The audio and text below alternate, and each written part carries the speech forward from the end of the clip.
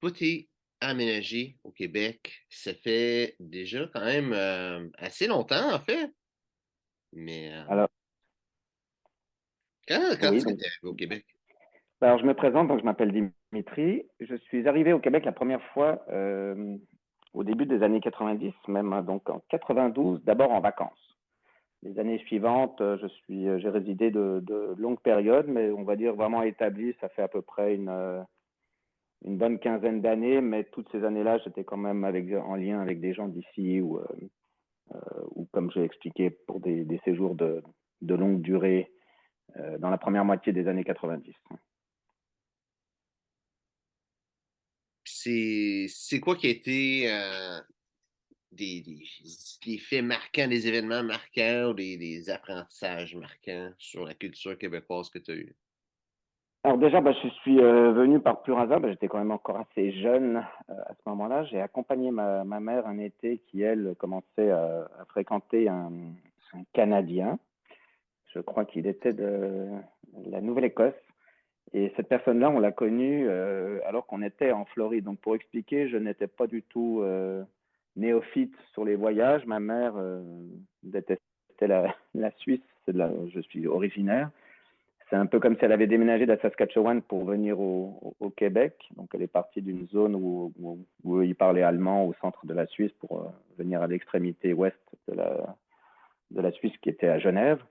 Et voilà, dans ma prime jeunesse, j'ai vraiment voyagé dans beaucoup de pays européens. Et puis, elle a eu un peu, comme beaucoup de monde en Europe, un peu le rêve américain.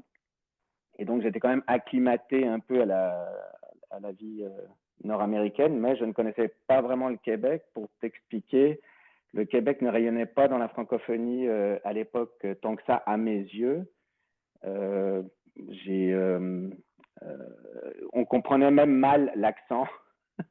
J'avais quoi? J'avais 7 ans. Il y avait une personne dans un hôtel à Miami Beach qui parlait voilà, français, mais on ne comprenait pas forcément très bien, moi à mon âge, euh, qu'est-ce que cette personne disait. Donc voilà, c'était un peu d'abord l'acclimatation avec l'accent, euh, comme des Québécois peuvent ne pas comprendre toujours des fois certains accents de la France. Et je considère moi avoir un accent plutôt neutre, ni non plus très du sud-ouest de la France ou du nord ou de Paris. Donc, pour t'expliquer, justement, la première fois, je suis juste, j'ai passé l'été 92 ici, ce qui m'avait pas mal étonné. Pour ceux qui ne sont pas au courant, même de nos auditeurs qui sont un peu plus jeunes, l'aéroport international était à Mirabel à ce moment-là. Donc, on arrive dans une zone, on se dit, tiens, on atterrit à Montréal et on est quasiment en pleine forêt, pleine campagne. Donc, l'étonnement, c'était déjà d'arriver dans une zone. Je ne dis pas que tous les aéroports sont au centre-ville, mais aussi loin de la ville, ça faisait un peu bizarre. Et comme tu le sais, dorénavant, pour les auditeurs montréalais, c'est à Dorval, quand même tout proche de la ville ou des autoroutes ou ce genre de choses. Donc voilà, je te laisse continuer. Puis, tu m'as dit que tu avais, après ça, tu as beaucoup d'événements que tu as vus, que tu as, je pense au référendum, par exemple, des choses que tu as vues d'un regard extérieur, finalement. Là. Tu sais, au Québec, on était dedans, mais toi, tu étais au Québec aussi. Puis, Oui, oui. Et par pur hasard, je suis arrivé le 24 juin 1992. Donc pour tous les Québécois qui nous écoutent, vous savez à quoi ça correspond. Et à ce moment-là, moi, je ne savais pas du tout. Donc, je suis arrivé à Montréal en voyant tous les stationnements comme diraient les Européens, les parkings, tous les stationnements des centres commerciaux complètement vides. Ça faisait une impression des villes un peu désertées à ce moment-là. Et effectivement, pour le référendum, bon, j'étais quand même, je ne vais pas dire intégré, mais j'avais quand même pris le pli sur la société québécoise. Ma vision, c'est que je pouvais comprendre parce qu'en Suisse, on a aussi en allemand, ils appellent ça le Rösti-Graben. Le Rösti, c'est une sorte de patate, ce qu'on appelle en anglais des hash browns. C'est un plat typiquement suisse et puis on appelle ça la barrière ou la frontière de Rösti, si tu veux. C'est pour dire on a une très grande différence, on va dire, culturelle ou de pensée politique entre les gens du centre de la Suisse ou qui sont pour la plupart anglophones et puis le reste de la Suisse. Donc je pouvais comprendre cette volonté d'indépendance en connaissant aussi un peu après l'histoire du Québec, René Lévesque, des choses comme ça, donc de comprendre d'où ça venait.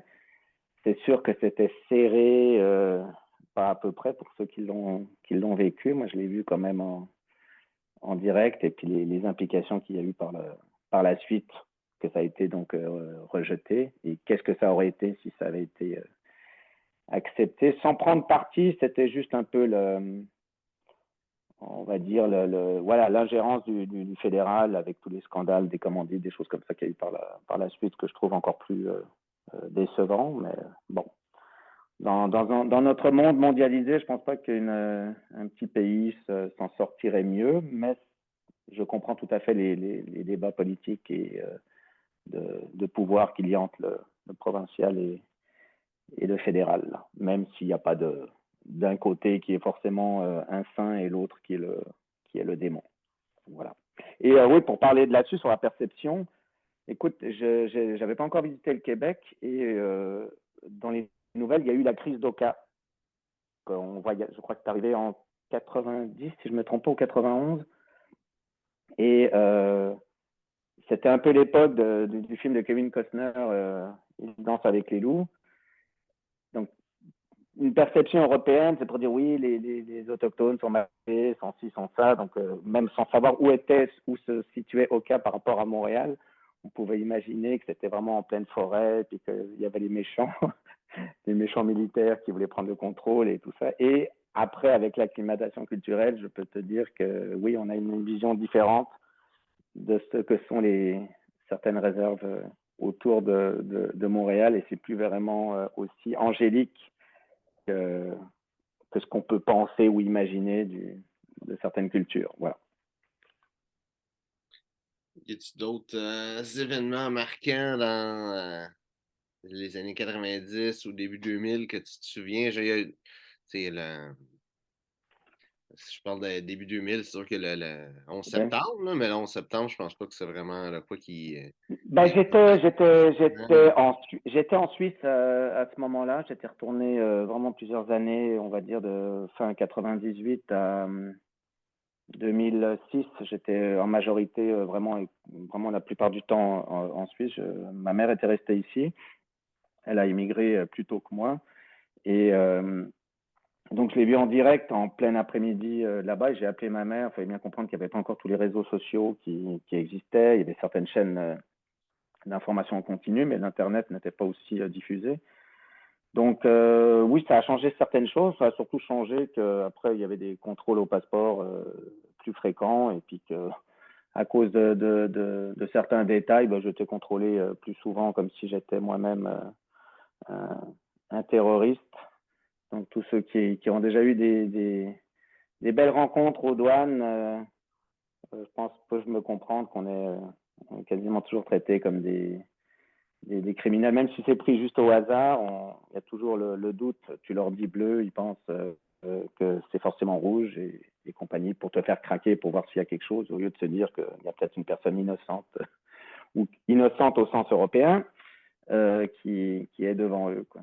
Et pour revenir de comment j'ai connu le Québec dans mon enfance, il y avait un jeu pour tous les autres francophones, si jamais ils entendent, il y avait un jeu télévisé dans les années 80 qui s'appelait la chasse au trésor.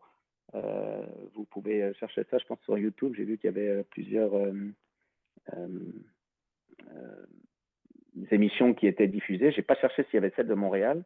Et donc, je me rappelle encore, malgré mon âge et que ça fait vraiment plusieurs décennies de ça, je le voyais à Montréal même, aller vers une caserne de pompiers, des choses comme ça. Et puis, l'autre fait marquant que j'ai pu mettre le Québec sur la carte, la map monde, qu'on dira, c'était aussi le Grand Prix de Formule 1. Sans être un fan, ça m'arrivait les dimanches de regarder. Il faut bien comprendre que la qualité vidéo, tous ceux qui ont regardé Gilles Villeneuve, le décès, on voit la qualité des vidéos était vraiment pourrie à ces moments-là.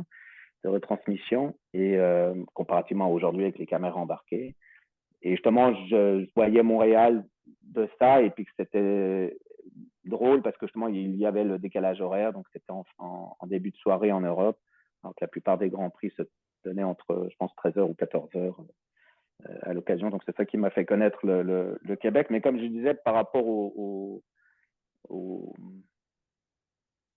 à l'acclimatation ou aux différences culturelles, j'avais quand même visité les États-Unis dans mon enfance et quelques années avant, donc il n'y avait pas ce gap aussi énorme que ça a pu faire après avec certains Européens, avec la démocratisation du tourisme qui sont venus au Québec, surtout donc des personnes de France, qui eux pouvaient être vraiment étonnés de la différence entre l'Amérique du Nord et l'Europe ou certaines parties de la France.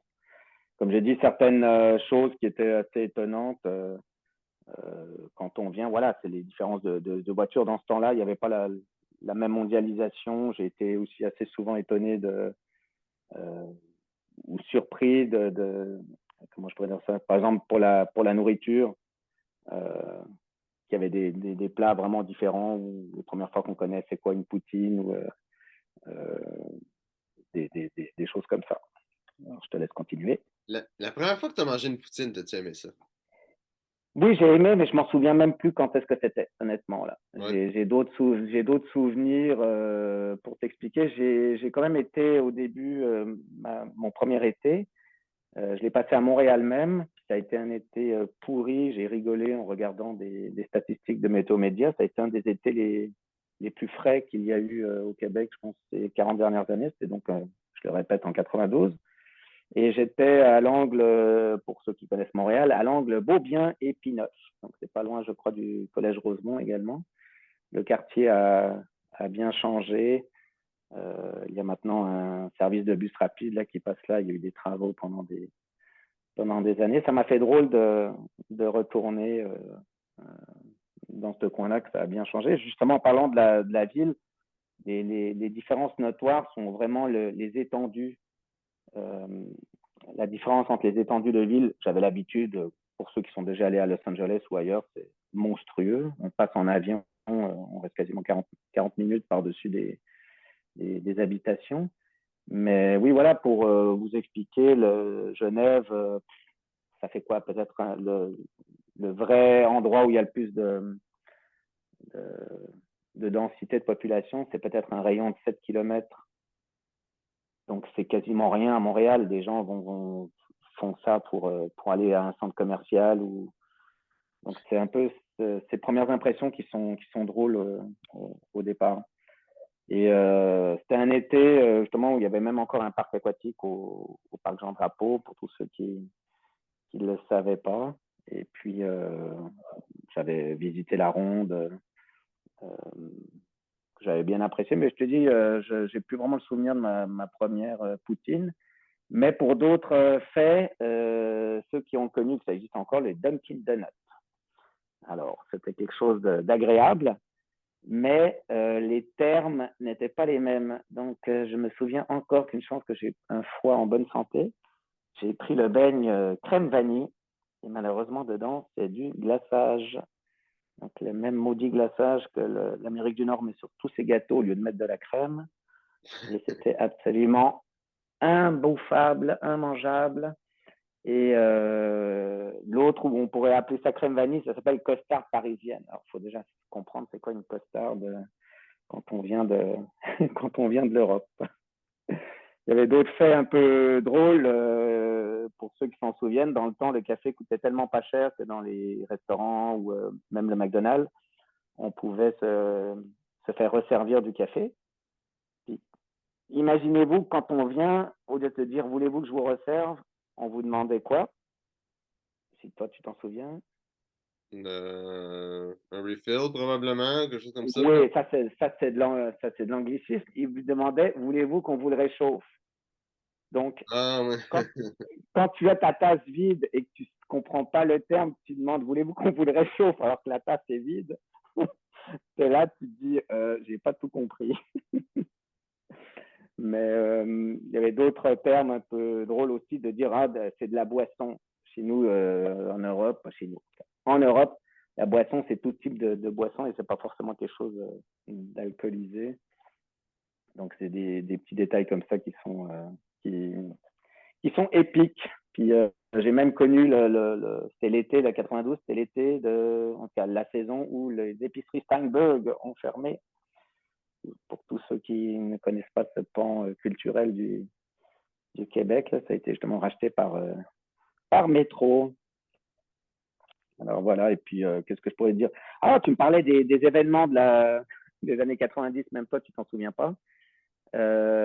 J'étais revenu pour normalement, ça devait être un court séjour, mais je suis resté plus longtemps que prévu. Puis c'est ma mère qui est repartie en Suisse, donc moi j'ai gardé la maison qu'elle louait. J'avais même amené mon chien.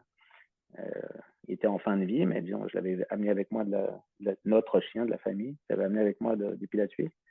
Et donc, je suis resté seul dans cette maison, je pense à peu près un mois et demi, je pense. Et c'était donc au mois de avril-mai 93. Et qu'est-ce qui s'est passé à ce moment-là? Pas te dire, là, j'étais vraiment jeune Ah, à ce temps-là, là. bon, ben, ça va faire 30 ans cette année que le Montréal a gagné, le Canadien a gagné sa dernière Coupe Ah Stanley. ouais. Là, c'est sûr que vous vous en souvenez plus. Et là aussi, ça doit faire drôle à tous nos auditeurs, les plus jeunes qui n'ont même pas ce souvenir-là, surtout que dans le temps, le Canadien gagnait en moyenne une fois tous les 4 ans et des fois plusieurs fois de suite. Et là, bah, ça fait 30 ans que vous n'avez pas regagné ça. Et j'étais un partisan, il faut bien comprendre aussi, dans ce temps-là, il n'y avait pas d'Internet. Je pense qu'on n'avait même pas le câble. J'étais en pleine campagne à ce moment-là. Pour ceux qui connaissent, c'est dans l'Anneau d'Hier, ça s'appelle Saint-Émilie de l'Énergie. C'était à mi-chemin avec un autre village qui s'appelle Saint-Zénon, que c'est vraiment entouré de forêts. C'était vraiment très, très dépaysant et je me suis aperçu aussi pour tous les Québécois qui ne vivent pas en région métropolitaine, des moustiques. Il faut bien comprendre qu'on ne s'attend pas à une région aussi peu tropicale à avoir autant de moustiques. Et donc, je me suis fait bouffer par les maudites mouches noires Ben, et les autres moustiques, ils ont maringouins. besoin d'eau Oui, oui, pour je sais après le cycle, comment ça se passe, qu'ils font dans les mares, et puis que justement, ça se débloque comme ça, mais on s'y attend pas, parce que nous-mêmes en Europe, on n'en a pas tant que ça. Et je peux te dire que cette année-là, j'allais des fois même promener au bord de la route, faire un peu de course à pied, et j'étais poursuivi par les maudites mares de maringouins et autres affaires. Alors voilà. Euh, donc ouais, je voulais parler aussi, justement, j'avais l'habitude, comme j'ai expliqué, des USA, j'ai pas été aussi décontenancé par le mode de vie ici, mais c'est vrai qu'il y a une grande différence, surtout par rapport au, au mode de déplacement, aux automobiles, aux camions.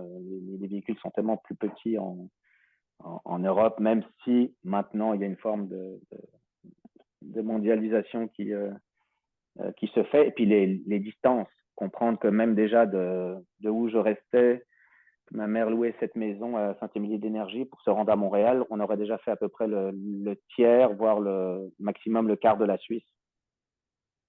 Pour Ah dire que les ouais. distances sont vraiment minuscules. Oui, oui, oui, oui. Ah. C'est vrai Et que même la la Suisse, densité de population. c'est quand même petit, là.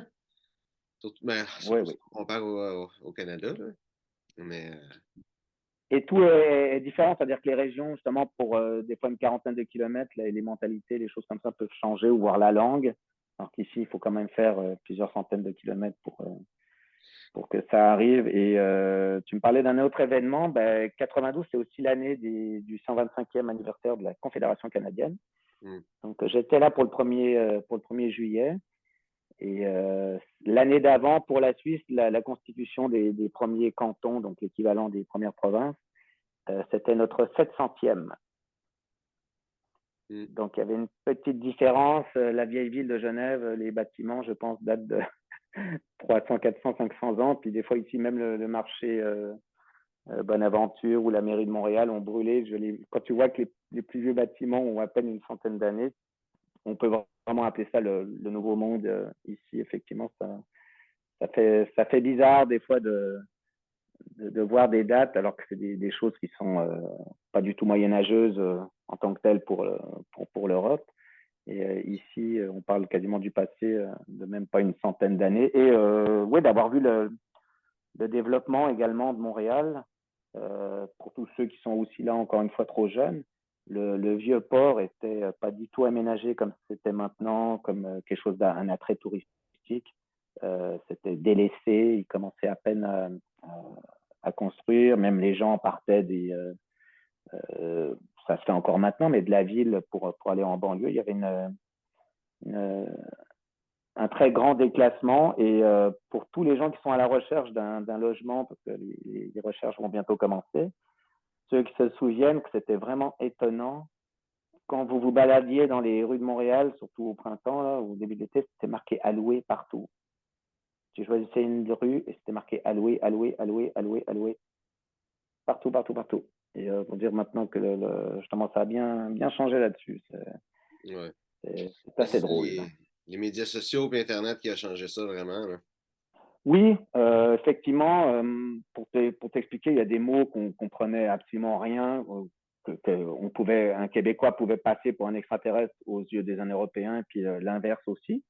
Et avec tous les chats ou les diffusions web qui ont pu se faire, également moi garder contact avec l'Europe, c'était drôle de voir des fois des Français qui aimaient par exemple les têtes à claques alors que c'est à 200% québécois. Donc, j'étais toujours étonné que, que des Européens aimaient ça. Puis à l'inverse, des choses comme Caméra Café ont été importées de, de l'Europe. Et une autre émission que j'aimais beaucoup ici qui s'appelait Un gars, une fille avec l'ex de RBO a eu une version en Europe que je déteste.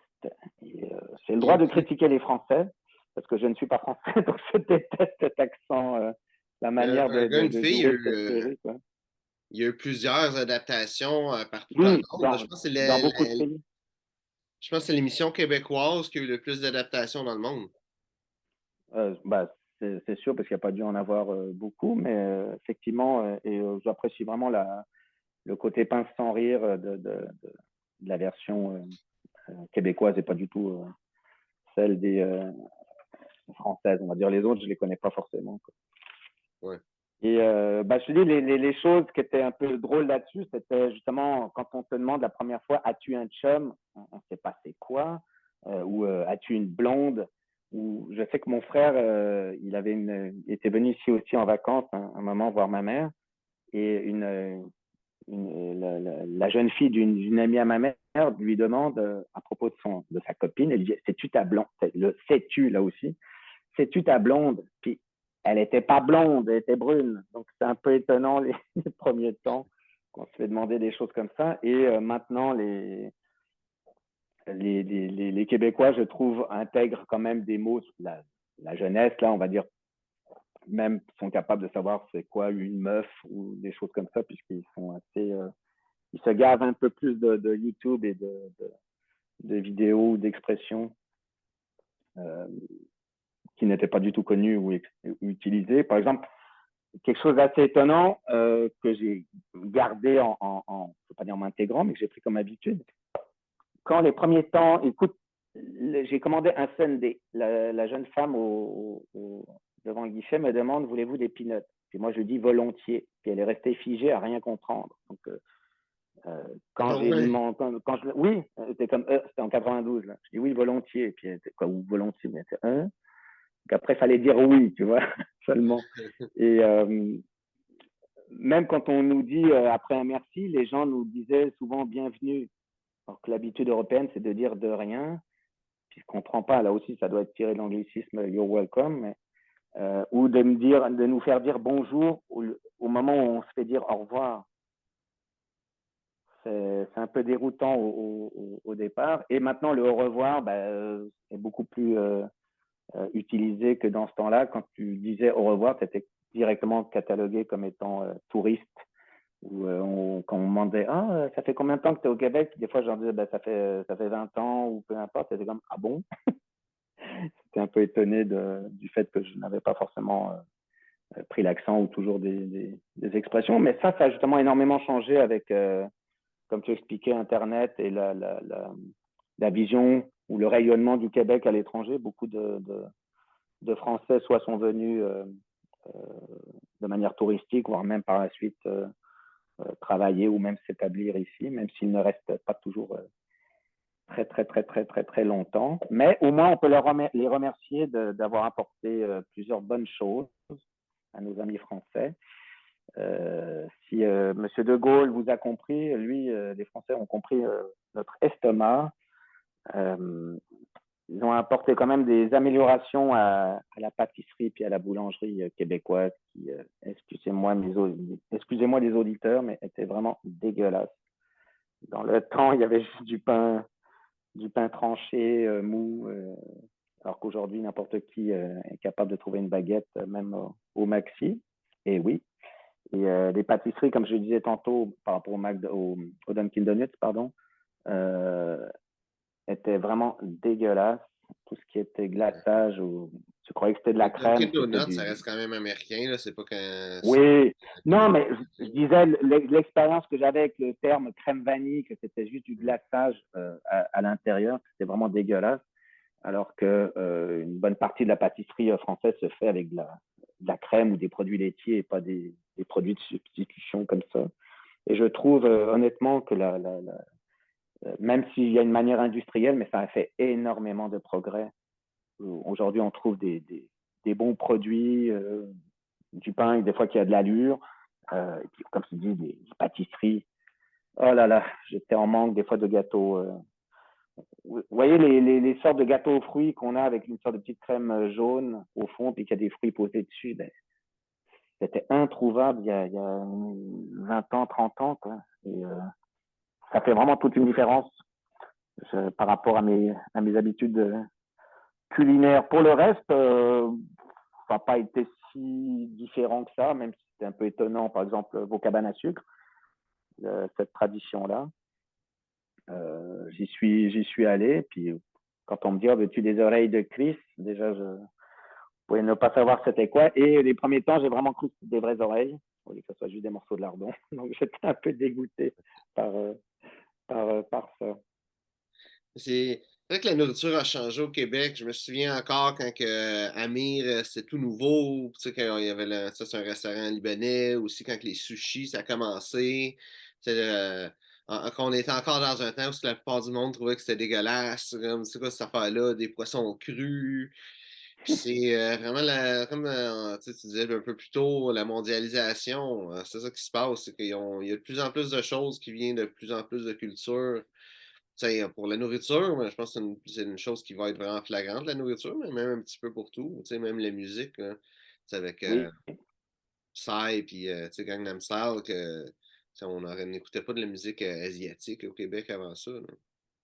Et il y a eu dans les deux sens, parce que justement, je suis étonné, là, ça fait vraiment des années, je suis retourné juste une fois, quelques jours, pour un enterrement, pour des funérailles en Suisse. Et donc, ça faisait, si je calcule à part ça, ça doit faire 17 ans que je ne suis pas retourné. Et que des entreprises nord-américaines, style Poulet Free Kentucky, des choses comme ça, se sont installées là-bas. Domino's, qui n'existait pas. Les premiers McDonald's, ça a été la première enseigne nord-américaine à se diffuser plus mondialement, mais c'était quelque chose de niche. Tu es encore là? Ouais. OK, c'est parce que j'avais comme un appel. Je vais marquer envoyer vers la messagerie.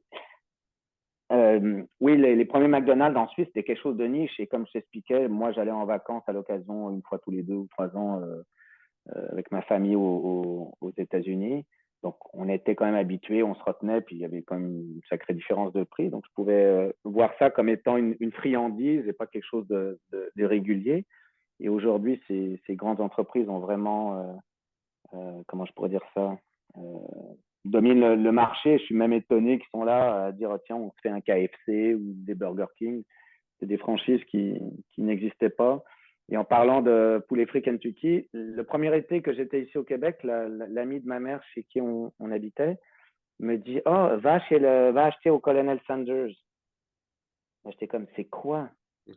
J'ai dit, ah, mais tu vas voir. Puis après, quand je suis arrivé devant, puis je vois marqué poulet frit Kentucky, j'ai dit, OK, je connaissais de nom. Puis là aussi, cette manie que je comprends pourquoi la loi 101 et tout ça, mais de francisation, c'était drôle les premiers temps de voir marqué arrêt au lieu que c'est marqué stop. Alors que c'est quasiment comme ça dans tous les pays du monde. Et que quand tu as affaire avec, dans le domaine automobile, si tu n'as pas un minimum de connaissance de l'anglais, c'est absolument délirant les termes, qui n'y a absolument rien qui est français, genre change tes wipers de ton windshield, c'est comme what? Si quelqu'un n'a pas quelques notions d'anglais dans ce domaine-là, c'est assez compliqué. Il y a beaucoup de Ou alors, en réalité que c'est ça, là. ou alors Construction, oui, l'informatique. construction, même ma mère après était devenue propriétaire d'une petite fermette, donc on avait quelques petites modifications à faire ou mettre du plywood, hein, comme tu le sais, à droite à gauche, et tout ce qui était dans les mesures était en pied. Donc là aussi de comprendre quand vous êtes habitué à une base de 10, comme dans le système métrique, c'est pas évident de comprendre c'est quoi 5 pieds 9 pouces, etc. Une chance que j'avais fait dans ma jeunesse des mathématiques où ils expliquaient sur des bases, c'était base 2, base 3, etc. Puis c'est-à-dire que quand vous dépassiez en base 4, bah, si c'était 5, c'était 4 plus, pardon, ouais, 4 et 1, quoi, comme une sorte de dizaine. Donc ça, c'était encore capable. Ou même dans les épiceries, beaucoup de choses étaient encore vendues malgré que le système métrique était le système légal, mais en livres. Comme ça permettait aussi aux épiceries de marquer moins cher leurs choses. Oui, c'est encore le cas, là. Et oui, voilà. Et ben, pour les problèmes d'anglicisme et d'anglais, ben, il suffisait d'aller suivre des cours à l'Institut linguistique. Je ne sais pas si tu étais encore pas trop jeune. C'était des publicités qui inondaient les télévisions, le 254-6011, pour tous ceux qui auront la référence. C'est un peu le clan Panton de l'époque.